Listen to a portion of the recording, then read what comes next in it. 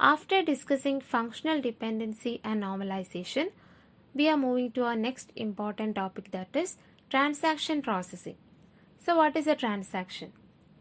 A set of logically related operations is known as a transaction. ഈ ട്രാൻസാക്ഷനിൽ വരുന്ന main operations ആണ് read and write. As the name suggest, read operation are of A or read of A reads the value of A from the database and store it in the buffer in the main memory. Ini write of A. The write operation write the value back to the database from the buffer. Transaction or example nokam. Let us take a debit transaction from an account which consists of the following operation. So let us assume the initial value of A is equal to 5,000. So ആദ്യത്തെ step എന്താണ്? Read of A. So എന്താണ്? ഡേറ്റാബേസിൽ നിന്ന് എയുടെ value read ചെയ്ത് main മെമ്മറിയുടെ ബഫറിലോട്ട് വെച്ചു. Now second step is A is equal to A minus 1000. Now A is equal to 4000. ഇനി third step write of A. ഇവിടെ എന്താണ്? ഈ അപ്ഡേറ്റഡ് വാല്യൂ തിരിച്ച് ഡേറ്റാബേസിലോട്ട് എന്ത് ചെയ്യാണ്? റൈറ്റ് ചെയ്യുകയാണ്. In transaction processing, it may also be possible that the transaction may fail after executing some of its operations.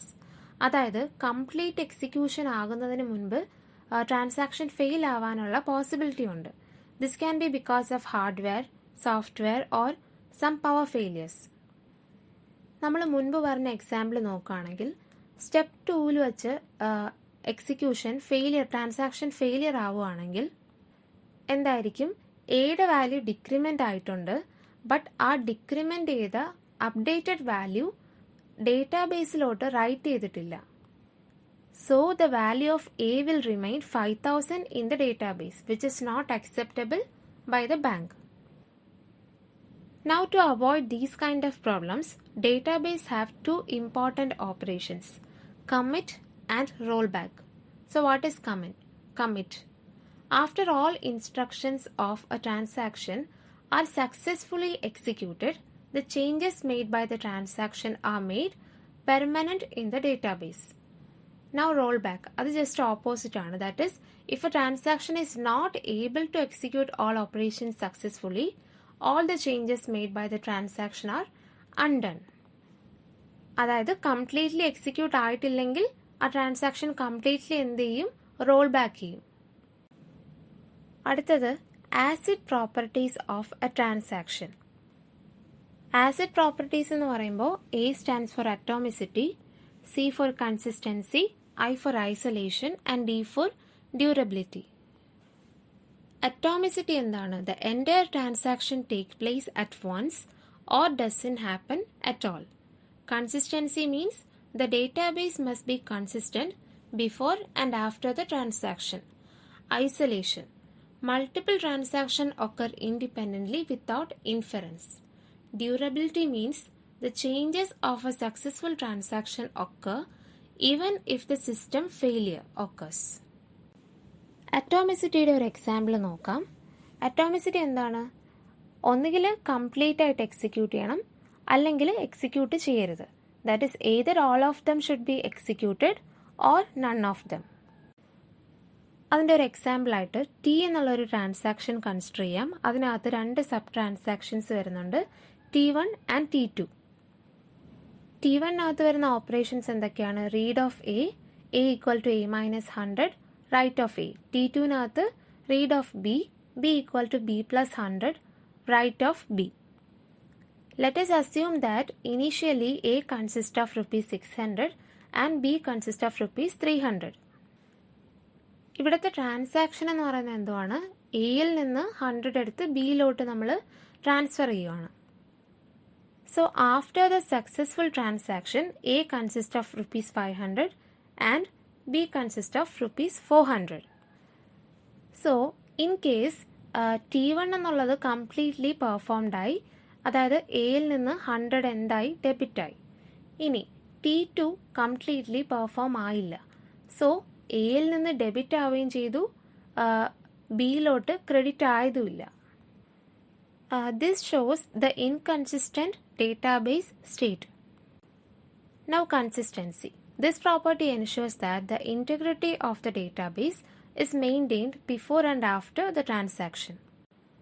അതായത് total amount എന്തായിരിക്കണം, ഈക്വൽ ആയിരിക്കണം before and after the transaction.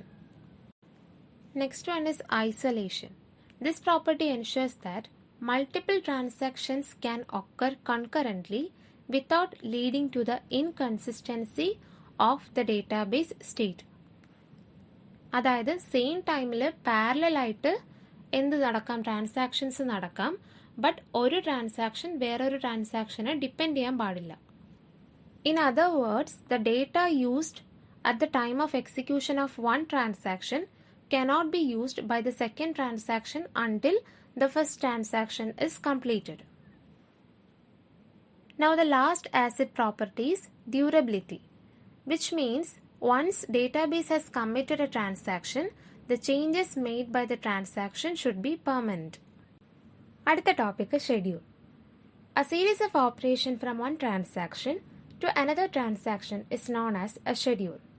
It is used to preserve the order of the operation in each of the individual transaction. അതായത് multiple transactions ഉണ്ടെങ്കിൽ ഈ ഓരോ ട്രാൻസാക്ഷനും execute ചെയ്യുന്ന ഓർഡറിനെയാണ് നമ്മൾ schedule എന്ന് പറയുന്നത്. The chronological order of execution of multiple transactions. ഇനി schedule രണ്ട് ടൈപ്പിൽ വരുന്നുണ്ട്, serial schedule and concurrent schedule. Serial schedule എന്താണ്? When one transaction completely executes before starting another transaction, then it is called serial schedule and it will be always consistent. Now what is a concurrent schedule? അതായത് parallel ആയിട്ട് transactions execution നടക്കുകയാണെങ്കിൽ അതിനെയാണ് നമ്മൾ എന്ത് പറയുന്നത്, concurrent schedule എന്ന് പറയുന്നത്. When operation of a transaction are interleaved with operations of other transactions of a schedule, then the schedule is called a concurrent schedule. താഴത്തെ ടേബിളിൽ സീരിയൽ ഷെഡ്യൂളിൻ്റെയും കൺകറന്റ് ഷെഡ്യൂളിൻ്റെയും എക്സാമ്പിൾ ആണ് പറഞ്ഞിരിക്കുന്നത്. സീരിയൽ ഷെഡ്യൂളിൽ എന്താണ്, ട്രാൻസാക്ഷൻ വണ്ണിലെ എല്ലാ ഓപ്പറേഷൻസും പെർഫോം ചെയ്ത് കഴിഞ്ഞതിന് ശേഷം മാത്രമാണ് ട്രാൻസാക്ഷൻ 2 എക്സിക്യൂഷൻ സ്റ്റാർട്ട് ചെയ്തത്. പക്ഷേ in the case of concurrent schedule transaction 1ഉം ട്രാൻസാക്ഷൻ 2 എന്താണ്, പാരലലി എക്സിക്യൂട്ട് ആയിക്കൊണ്ടിരിക്കുകയാണ്. Now what is serializable schedule? Serializability is a concurrency scheme where the concurrent transaction is equivalent to one that executes the transactions serially. അതായത് ഒരു non serial transaction ആണ്, but അതെന്താണ്, it executes like A serial transaction. The main objective of serializability is to find non-serial schedules that allow transactions to execute concurrently without interference and produce a database state that could be produced by a serial execution. അതായത് നമുക്കറിയാം serial ഷെഡ്യൂളിനകത്ത് database എന്തായിരിക്കും, എപ്പോഴും consistent ആയിരിക്കും. അതുപോലെ concurrent ഷെഡ്യൂളിനകത്ത് multiple transactions simultaneous ആയിട്ട് work ചെയ്യുന്നുണ്ട്, but അവർ തമ്മിൽ depend ചെയ്യാണ്ട് ഇന്റർഫിയർ ചെയ്യാണ്ട് എക്സിക്യൂട്ട് ആവുകയാണെങ്കിൽ അവിടെ എന്തായിരിക്കും, ഒരു ഇൻകൺസിസ്റ്റൻസി ഉണ്ടാവില്ല. It will also act as a serial execution. So serializability എന്നുള്ള കോൺസെപ്റ്റ് എന്താണ് ചെയ്യുന്നത്, നോൺ സീരിയൽ ഷെഡ്യൂൾസ് ആണ്, ഏതൊക്കെ നോൺ സീരിയൽ ഷെഡ്യൂൾസ് ആണ് സീരിയൽ ഷെഡ്യൂൾസ് ആയിട്ട് ആക്ട് ചെയ്യുന്നത് അത് ചെക്ക് ചെയ്യുന്നതാണ് സീരിയലൈസബിലിറ്റി. രണ്ട് ടൈപ്പിലാണ് വരുന്നത് serializability, conflict serializability and view serializability.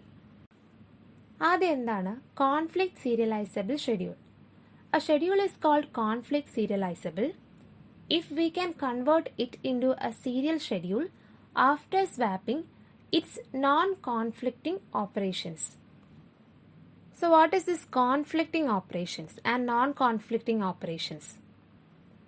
Two operations are said to be in conflict if they satisfy all the following three conditions. Both the operations should belong to different transaction, both the operations are working on the same data, and at least one of the operation is a write operation. ഈ മൂന്ന് കണ്ടീഷനും satisfy ആകുന്നുണ്ടെങ്കിൽ എന്താണെന്ന് പറയാം? Conflicting operations ആണെന്ന് പറയാം. So non conflicting എന്ന് പറയുമ്പോൾ എന്തായിരിക്കും? ഇതിൻ്റെ ജസ്റ്റ് ഓപ്പോസിറ്റ്. ഈ 3 കണ്ടീഷൻസും സാറ്റിസ്ഫൈ ചെയ്യുന്നില്ല. സോ ഒരു ഷെഡ്യൂളിനെ നമ്മൾ എന്ത് ചെയ്യുവാണ്? ഒരു സീരിയൽ ഷെഡ്യൂളിലോട്ട് കൺവേർട്ട് ചെയ്യുവാണ്. After swapping it's non conflicting operation. അതിനെയാണ് നമ്മൾ കോൺഫ്ലിക്റ്റ് സീരിയലൈസബിൾ ഷെഡ്യൂൾ എന്ന് പറയുന്നത്. Now what is conflict equivalent schedule? 2 schedules are said to be conflict equivalent if one schedule can be converted into other schedule after swapping the non-conflicting operations. അതായത് 2 schedules ഉണ്ട്. നമ്മൾ non conflicting ഓപ്പറേഷൻസിനെ swap ചെയ്തതിന് ശേഷം first ഷെഡ്യൂളിനെ second ഷെഡ്യൂളായിട്ട് convert ചെയ്യാൻ പറ്റുന്നുണ്ടെങ്കിൽ ഈ 2 ഷെഡ്യൂൾസിനെ നമ്മൾ എന്ത് പറയും? Conflict equivalent schedules. ഇനി കോൺഫ്ലിക്റ്റ് സീരിയലൈസബിലിറ്റിയുടെ ഒരു എക്സാമ്പിൾ നോക്കാം. സോ ആദ്യത്തെ എക്സാമ്പിൾ കൺസിഡർ ചെയ്യുക. അതിനകത്ത് ഒരു ഷെഡ്യൂൾ തന്നിട്ടുണ്ട്. അതിനകത്ത് 2 ട്രാൻസാക്ഷൻ ഉണ്ട്, T1 and T2. Concurrent ഷെഡ്യൂളാണ്. So ഈ ഒരു ഷെഡ്യൂളിനെ നമുക്ക് സീരിയൽ ഷെഡ്യൂളായിട്ട് കൺവേർട്ട് ചെയ്യാൻ പറ്റുമോ ഇല്ലയോ അതാണ് ചെക്ക് ചെയ്യേണ്ടത്. Is it serializable? Is it conflict serializable or not? So ഈ ഒരു ഷെഡ്യൂൾ സീരിയൽ ആക്കണമെങ്കിൽ നമ്മൾ എന്ത് ചെയ്യണം? T1 W ഓഫ് എയും T2 R ഓഫ് എയും സ്വാപ്പ് ചെയ്യണം. ആൻഡ് അവരെ സ്വാപ്പ് ചെയ്യണമെങ്കിൽ അവർ നോൺ കോൺഫ്ലിക്റ്റിംഗ് ഓപ്പറേഷൻ ആയിരിക്കണം. സോ അത് കോൺഫ്ലിക്റ്റിംഗ് ആണോ നോൺ കോൺഫ്ലിക്റ്റിംഗ് ആണോ എന്ന് ചെക്ക് ചെയ്യാം. 2 ഓപ്പറേഷൻസ് ഏതൊക്കെയാണ്? W ഓഫ് എയും R ഓഫ് എയും. ആദ്യത്തെ കണ്ടീഷൻ എന്താണ്? Both the operation should belong to the different transactions. So ആ കണ്ടീഷൻ ട്രൂ ആണ്. W ഓഫ് എയും R ഓഫ് എയും 2 ഡിഫറെൻറ്റ് ട്രാൻസാക്ഷനിലുള്ളതാണ്. നൗ സെക്കൻഡ് കണ്ടീഷൻ എന്താണ്? Both the operations are working on the same data. So ഇവിടെ W of A എന്നുള്ള write operation work ചെയ്യുന്നത് A എന്നുള്ള ഡേറ്റയിലാണ്. അതുപോലെ തന്നെ റീഡ് ഓപ്പറേഷനും എ എന്നുള്ള ഡേറ്റയിലാണ്. സോ ആ കണ്ടീഷനും എന്താണ്? ട്രൂ ആണ്. ഇനി last condition, at least one of the operation is A write operation. So ഒരു ഓപ്പറേഷൻ റൈറ്റ് ഓപ്പറേഷൻ ആണ്. സോ അതും ട്രൂ ആയി. സോ ഈ 3 കണ്ടീഷനും ട്രൂ ആയതുകൊണ്ട് അത് കോൺഫ്ലിക്റ്റിംഗ് ഓപ്പറേഷൻസ് ആണ്. അവരെ നമുക്ക് എന്ത് ചെയ്യാനൊക്കത്തില്ല? സ്വാപ്പ് ചെയ്യാനൊക്കത്തില്ല. സോ ആ ഒരു ഷെഡ്യൂൾ എന്താണ്? നോൺ കോൺഫ്ലിക്റ്റ് സീരിയലൈസബിൾ ഷെഡ്യൂൾ ആണ്. ഇനി സെക്കൻഡ് എക്സാമ്പിൾ കൺസിഡർ ചെയ്യാം. അതിനകത്ത് നമുക്ക് എന്താണ്? ഒരു കൺകറന്റ് ഷെഡ്യൂൾ ആണ് പറഞ്ഞിരിക്കുന്നത്. Here also let us swap the non conflicting operations. So ആദ്യം എന്ത് ചെയ്യാണ്? T1 R ഓഫ് എയും T2 R ഓഫ് എയും നമ്മൾ എന്ത് ചെയ്യാണ്? സ്വാപ്പ് ചെയ്യുവാണ്. അവർ നോൺ കോൺഫ്ലിക്റ്റിംഗ് ഓപ്പറേഷൻസ് ആണ്. ബിക്കോസ് അതിലൊന്നുപോലും റൈറ്റ് ഓപ്പറേഷൻ അല്ല. So they are non conflicting operations and we can swap dum. ഇനി നെക്സ്റ്റ് നമ്മൾ എന്ത് ചെയ്യുവാണ്? T1 R ഓഫ് എയും T2 R ഓഫ് ബിയും സ്വാപ്പ് ചെയ്യുവാണ്. അവരും എന്താണ്? നോൺ കോൺഫ്ലിക്റ്റിംഗ് ഓപ്പറേഷൻസ് ആണ്. ബിക്കോസ് അവിടെ ഒരു റൈറ്റ് ഓപ്പറേഷൻ ഇല്ല.